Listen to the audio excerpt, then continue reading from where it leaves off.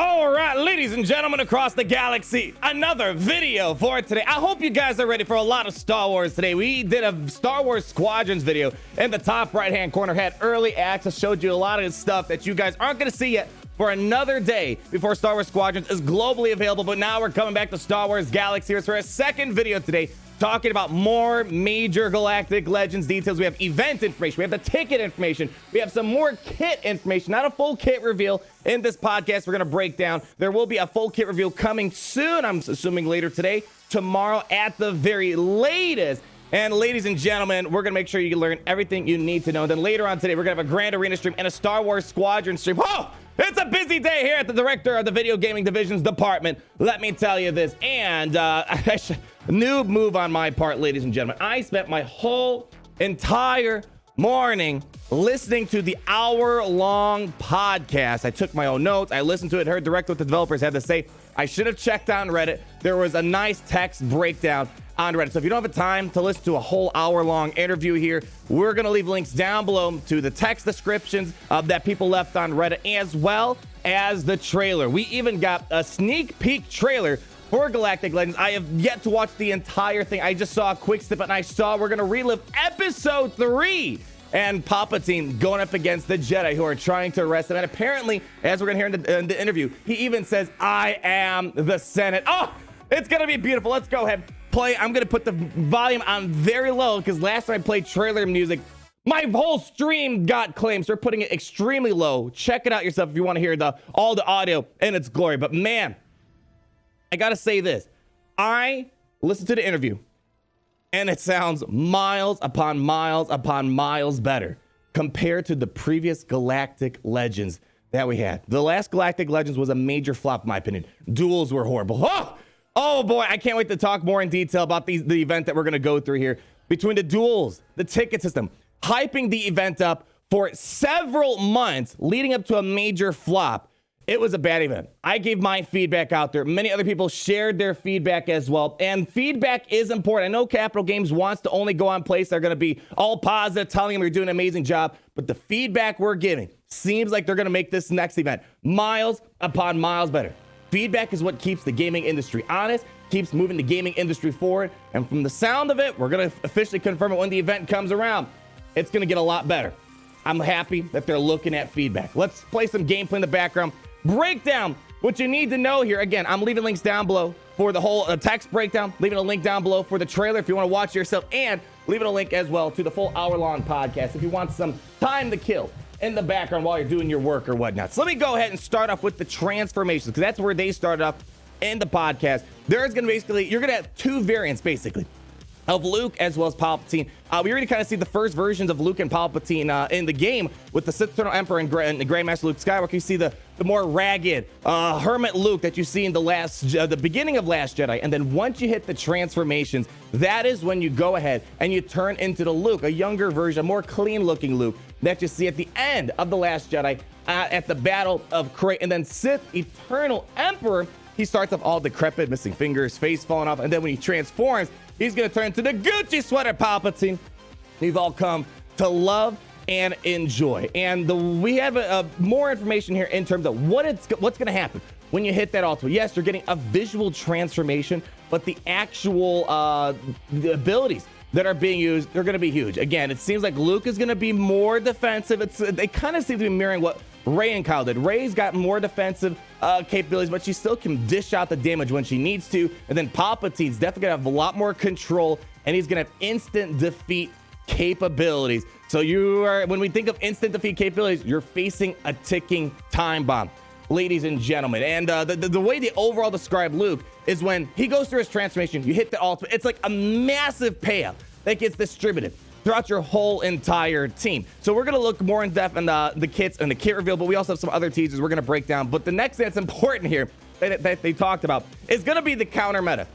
One of the biggest concerns that we have with Galactic Legends, especially with 4 now, it's going to be interesting to see how it's going to work at a very high level of Grand Arena and Territory Wars. But they said that all these Galactic Legends are going to have counters. It's going to seem daunting at first. It's going to seem crazy having all these Galactic Legends. Remember Rey and Kyle? It took us a few months before we got relatively comfortable with the counters. And I'm assuming it's going to be the same process. Certain Galactic Legends will counter certain Galactic Legends. And there should be other counters, I presume. My question is really that I would have asked them is, will they be different counters per se? Because right now, Jedi, for example, are important for countering the Galactic Legends. Darth Vader, Wat Tambor Thrawn, important to counter Galactic Legends. Are these characters going to be the same counters for the other Galactic Legends, or will there be other teams that perhaps rise to the surface? Just crazy thought. What if like Jedi training Rey and BB-8's a counter? Just stupid stuff like that. It's important to make sure we have counters. I'm guessing time will tell. As a community, we're going to figure this out all together yet again. And another couple of brief points that they talked about, then we're going to get into the big stuff like the events. They wanted to briefly talk about the farming requirements, because we talked about this quite extensively. When you look at a very high level view with the character requirements, we don't really talk too much about it. It's obviously apparent that Jedi Master Luke Skywalker has the better quality characters, but also has a lot more difficult characters to acquire compared to Galactic Legends Palpatine. They just wanted to kind of clear the air that the reason why they made Jedi Knight Luke Skywalker required, this is going to lead into our event conversation, is because we're actually going to be living through the moments of return of the Jedi. One of my biggest complaints with the previous Galactic Legends is, one, the battles were the most unthematic thing ever. The tickets were a horrible idea. The tickets are still going to be here, but at least if you're enjoying the battles, that might be a different thing. The fact they force you to replay the events over and over again. Like, here's the thing. I don't care having tickets, fine.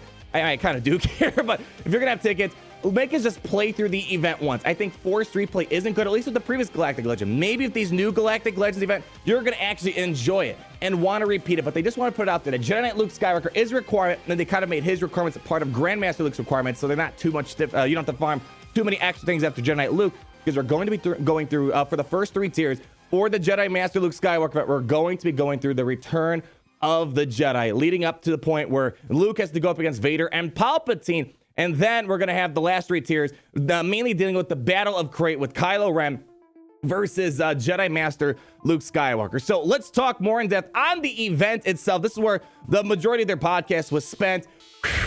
It sounds good. The Jedi Knight Luke Skywalker event was a hit. It was a home run. And I'm hoping they are taking that mentality and moving it towards these Galactic Legends here. And the first important thing, probably the biggest letdown, when they were hyping up Galactic Legends for months, telling us these duels are going to be awesome, they finally kind of admitted that it didn't hit the mark. And they're pulling out duels completely. Oh, it feels good. Give me an air horn, Gary. It's great to see. They're listening to feedback. They're pulling out the duels. There won't be a duel mechanic. I wonder what they're going to do. It might just be a normal battle, like going up against Darth Maul. I can understand trying and wanting to do new things. That's perfectly fine, of course, but it's great to see them finally acknowledge the negative criticism and the feedback that they got in regards, instead of making it look like they're brushing it and they're trying to silence the people who are giving feedback on the Galactic Legends. And then one of the tiers you're going to be going through in those first 3 tiers of Return of the Jedi, this sounds really, really cool. We're actually going to be going to the Sarlacc pit. We're going to be going through the whole moment of trying to free Han Solo, and you're going to be needing Luke, R2, Han, and Chewie. And this is the stuff that they seem to do. I don't know why they got so upset with the feedback earlier on this year, because we know they can do better. That was the main message of the story in that video, and they're making it thematic where Han Solo is going to have carbonite sickness and is going to have blind. I believe they said he's going to have a variant of blind for 13 turns, but his attack won't be able to miss, apparently. And then the final tier in the Sarlacc pit, there's gonna be like 3 tiers for when one of the tiers is gonna have the Sarlacc pit, and there's gonna be 3 waves, and the last wave of the Sarlacc battle is gonna be going up against just Boba Fett by themselves. It sounds really cool. I'm excited to see where they're gonna be taking this here. And then the Sith Eternal Emperor, there's gonna be some congruency. There's gonna be some overlap between Jedi Master Luke Skywalker and Sith Eternal Emperor, where at the 3rd tier, you're gonna be reliving the battle of the Return of the Jedi against Luke and Palpatine inside of the 3rd tier of both of the respected events. However, with Palpatine, we're gonna be seeing his rise to power and deception starting off in episode 3 of the Clone Wars. I am so happy that they're bringing this in. One of my speculation pieces was, I know people, one of the most highly requested Galactic Legends I see over and over in my comments until it finally happened, Obi-Wan Kenobi and Anakin. And my theory was they were going to make us relive that moment inside of episode 3 if there was going to be a Galactic Legends Anakin Skywalker and Obi-Wan Kenobi. They're bringing it back here. I think that makes more sense. We want to see Palpatine's story. We want to see his rise to power and just him deceiving every single trilogy he was in. One of the core things they kind of mentioned here, which is going to be important in his kit, as we'll talk about in a moment here, is that every 3rd movie of the trilogy, it's Palpatine. Oh, look, I'm the bad guy. LOL, you guys didn't see me coming here. So they want to make sure we see that. And it's great to see that Palpatine will even say inside of this episode 3 encounter when the 4 Jedi are coming to arrest him. It's going to be basically Sidious, solo Sidious versus Mace Windu. And who was it? Mace Windu, Kit Fisto, and the other 2 are slipping my mind at the very moment here. Yeah, Kit Fisto, they weren't that important. They lasted for 2 seconds. Hopefully they bring that thematic sense where Palpatine easily kills off the first 3 Jedi, and it seems like Mace Windu is going to have a very powerful shatter point, and it's going to have kind of like an enraged type of ability. So I'm hoping they keep that thematic sense with episode 3. Fantastic to see that. And apparently another little tidbit they threw out there, Rey, inside of the Galactic Legends Sith Eternal Emperor Palpatine event, she's going to have a special buff called All the Jedi. And man, if you remember The Rise of Skywalker, when Rey's going up against Palpatine, doing her little thing, she's got all the powers in the world. She's getting kind of inspiration from all the Jedi, Qui-Gon Jinn, Anakin Skywalker, I believe Kanan Jarrus as well, Ahsoka Tano, perhaps. And she's going to be taking little pieces, this is what they said, that she's going to kind of be taking inspiration from each of these Jedi, getting little pieces of their leadership ability and combining it all. Oh, I got a little bit of goosebumps there. Creativeness, capital. Dang, we know, we've seen you got the capability of doing something cool. So that's another really cool tidbit that they're going to be adding inside the Sith Eternal Emperor, Sith Eternal Emperor's event. And you're going to be going up against a light side Ben Solo with the same kit as Supreme Leader Kylo Ren, but kind of, reskinned for the light side variant. I know a lot of people were hoping that Kylo Ren, we were going to get the light side variant. We won't, but we will be seeing him inside of this event with Rey and Kyle. And there's going to be important interactions and puzzles that you're going to have to keep in mind. Like, you can't attack Rey until Ben Solo's defeated, something along that sort. And they're going to make sure they explain the mechanics when you're inside that battle. So the event seems like it's going to be really, really cool here. And moving on, let's see what we got to talk about next. The ticket system. Gary, replay the gameplay. We have a lot of stuff. We have a lot more stuff to play, so we're going to have to just replay what we have here with our pre-rolled footage here. The ticket system. Oh, man. With the ticket system, I had a lot of problems with it. One, with the game being as buggy as it is right now, it was very annoying seeing that you're farming all these tickets and then all of a sudden game crashes, you lose it, or just the sheer difficulty as well that was associated with these events. And then plus the fact that the events themselves weren't really all that enjoyable to repeat over and over again. Ticket system's coming back, and as we've shown in my video yesterday, start hoarding energy. If you're planning on getting Galactic Legends, hoard energy. As we showed, the Google Play people can get a lot more energy hoarded up and just get a lot more free energy, so they don't have to use energy refreshes. Again, you kind of have to whale to get that. So hoard your energy. Tickets are still going to be a thing. And another little thing they threw out there in this ticket part is they kind of want to throw out there that Luke Skywalker, the last 3 tiers of Galactic Legends, is when you start farming the ultimate ability materials. And we know that you can't have the ultimate at that point. So what they're going to be doing for this Galactic Legend, which is great, is they're going to just give you the ultimate ability right out for these last 3 tiers so you can see it. And when you're going up against Kylo Ren, they actually force you to initiate the ultimate ability so you can actually appreciate it well before you finally get the ultimate ability yourself. And I think that's great, because one of the biggest things is like, oh, I want to see these ultimate abilities myself finally, but you have to wait until you finally unlock it. They're going to actually let you play around with it. And now this is going to lead us into the kits. They gave us a little overview of the Sith Eternal Emperor Palpatine kit and very, very minor kit teasers for Jedi Master Luke Skywalker. The guest they had on didn't design Luke, so they couldn't go in depth again. Kit reveals are soon to come. But Sith Eternal Emperor Palpatine is going to have a plague-like mechanic called Deceive. And again, every 3rd movie, we see that his deception has culminated to some big moment. Episode 3, he culminates to the rise of Emperor Palpatine. He culminates to the rise of trying to have Luke betray Darth Vader. He's trying to culminate to the very end of Rise of Skywalker, trying to bring back the final order. So Deceive is the main thing about him. But Deceive targets will not be able to target the Sith Eternal Emperor. Really creative right there. And very much so like the last trilogy we got. Palpatine can link 2 targets and intertwine their destinies. And he does protection damage, which is great. At the start of every one of his turns, he does protection damage, which is kind of reminiscent of his legendary Emperor Palpatine kit. And when he transforms, he uses the ultimate ability. He instantly defeats the linked characters. Yikes! Wow!